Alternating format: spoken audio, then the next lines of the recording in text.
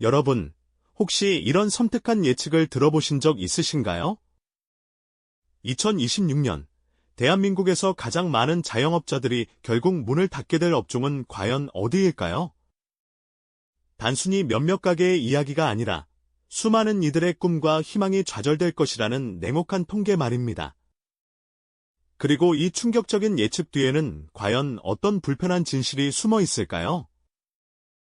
오늘 우리는 그 베일 속에 가려진 이야기를 함께 파헤쳐 보고자 합니다. 이 이야기는 비단 한 업종의 슬픈 실패담에 그치지 않습니다.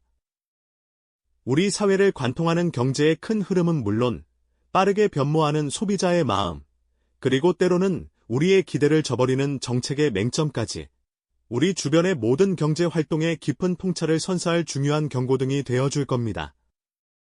특히 지금 이 순간에도 창업을 꿈꾸거나 이미 자신의 가게를 운영하고 계신 분들이라면 미래를 대비하기 위한 필수적인 지표가 될 것이라 확신합니다.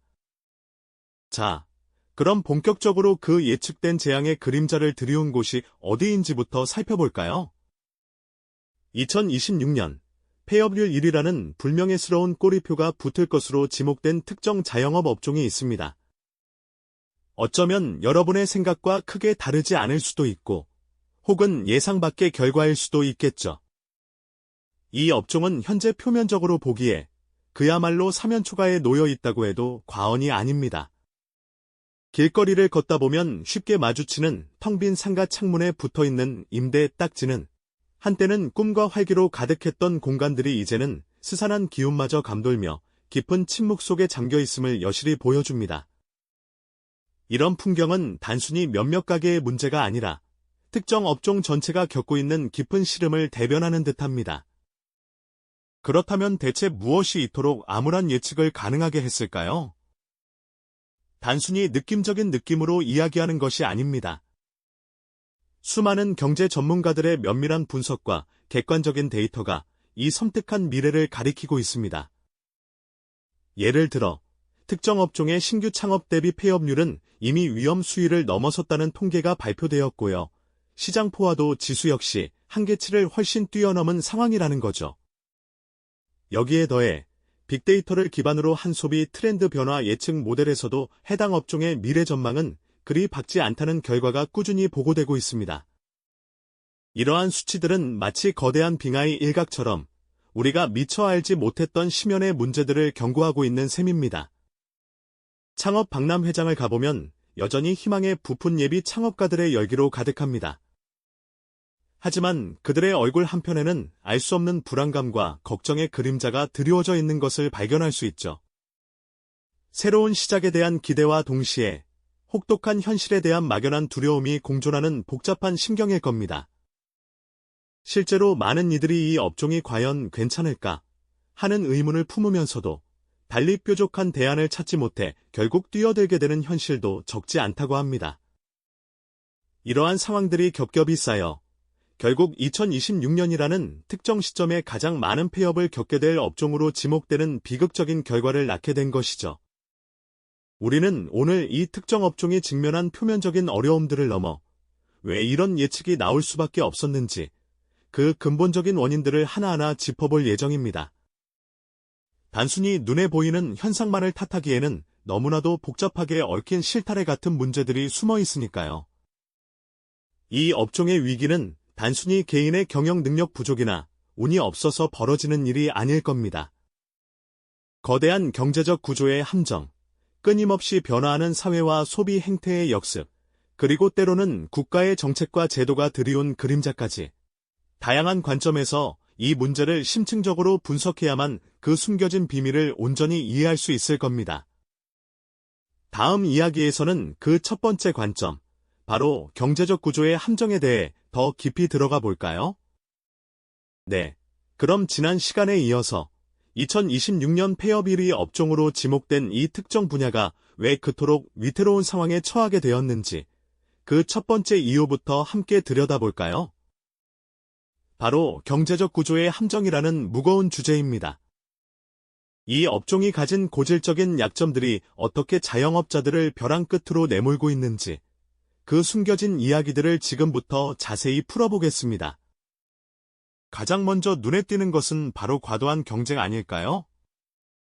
우리 주변을 조금만 둘러봐도 같은 종류의 가게들이 빽빽하게 들어서 있는 모습을 쉽게 찾아볼 수 있습니다.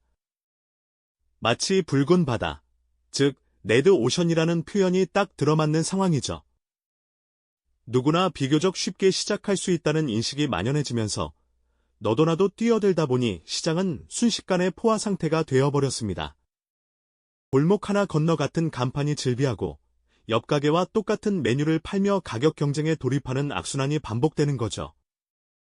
이는 결국 제 살 깎아먹기식 경쟁으로 이어져 어느 누구도 온전히 이득을 취하기 어려운 환경을 만들고 말았습니다. 진입장벽이 낮다는 점도 이러한 과열 경쟁을 부추기는 주요 원인 중 하나입니다. 특별한 기술이나 막대한 자본 없이도 일단 시작해볼까 하는 마음으로 가게 문을 여는 경우가 적지 않으니까요. 하지만 막상 뛰어들어보면 낮은 진입장벽 뒤에는 상상 이상의 혹독한 현실이 기다리고 있다는 사실을 깨닫게 됩니다.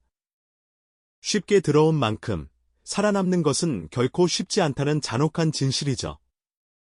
더욱 안타까운 것은 한번 발을 들여놓으면 빠져나오기도 쉽지 않다는 높은 퇴출 비용입니다. 사업이 생각대로 되지 않아 문을 닫으려고 해도 남아있는 임대료 계약 기간, 인테리어 철거 비용, 그리고 보증금 손실 등 감당해야 할 빚더미가 산더미처럼 쌓여 있습니다. 폐업이라는 선택조차 쉽게 할 수 없는 그야말로 진퇴양난의 상황에 빠지게 되는 겁니다. 결국 빚만 떠안은 채 힘겹게 버티거나 더 큰 손실을 막기 위해 울며 겨자 먹기로 버티는 이들이 많을 수밖에 없는 현실이죠. 여기에 더해 자영업자들을 짓누르는 또 다른 거대한 압박은 바로 인건비와 임대료 상승입니다. 최소한의 인력을 운영하더라도 매년 오르는 최저임금은 피할 수 없는 부담으로 다가옵니다. 동시에 상권이 조금만 활성화되면 어김없이 치솟는 임대료는 가게의 수익성을 갉아먹는 주범이 되죠. 매출은 제자리 걸음이거나 오히려 줄어드는데 고정적으로 나가는 비용은 계속해서 늘어나는 샌드위치 같은 상황에 놓이게 되는 겁니다. 아무리 열심히 일하고 허리띠를 졸라매도 이 구조적인 압박에서 벗어나기는 여간 어려운 일이 아닙니다. 그리고 예측하기 어려운 원자재 가격 변동성 역시 자영업자들의 애간장을 태우는 요인입니다. 국제 정세의 변화나 기후 이변 같은 외부 요인으로 인해 주요 식자재 가격이 하루가 다르게 오르락내리락하는 경우가 비일비재하죠. 어렵게 정해놓은 판매 가격을 유지하려니 마진이 확 줄어들고 그렇다고 가격을 올리자니 손님들이 발길을 끊을까봐 두려운 마음이 앞설 겁니다. 불안정한 원가 구조는 안정적인 수익을 기대하기 어렵게 만들며 늘 마음을 졸이게 하는 불안 요소로 작용합니다. 최근 몇 년 사이 급격히 확산된 배달 플랫폼 수수료 문제도 빼놓을 수 없습니다. 편리함 뒤에 숨겨진 높은 수수료는 자영업자들의 수익을 크게 잠식하는 주범으로 떠올랐죠.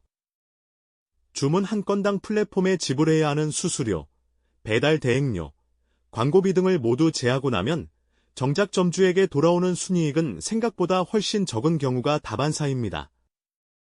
울며 겨자 먹기로 플랫폼을 이용할 수밖에 없는 현실에서 이 수수료는 마치 숨통을 조여오는 족쇄처럼 느껴질 수밖에 없을 겁니다.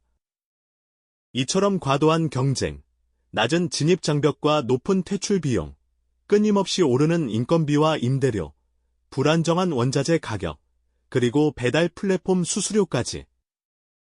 이 모든 요소들이 복합적으로 작용하여 특정 업종의 자영업자들을 옴짝달싹 못하게 만드는 거대한 경제적 구조의 함정을 만들어내고 있는 겁니다.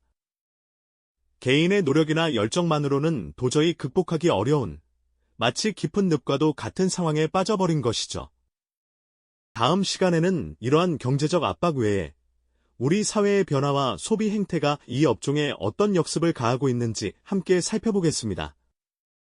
이어서 우리는 단순히 경제적인 압박을 넘어 우리 사회 전체가 빠르게 변화하면서 해당 업종에 어떤 예상치 못한 역습을 가하고 있는지 깊이 있게 들여다볼 차례입니다.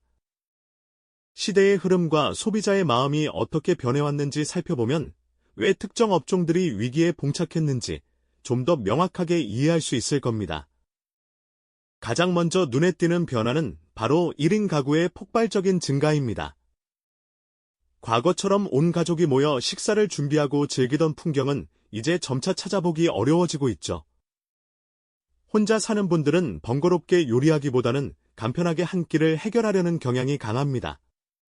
배달 앱으로 음식을 주문하거나 마트에서 데우기만 하면 되는 가정 간편식을 선호하는 것이죠.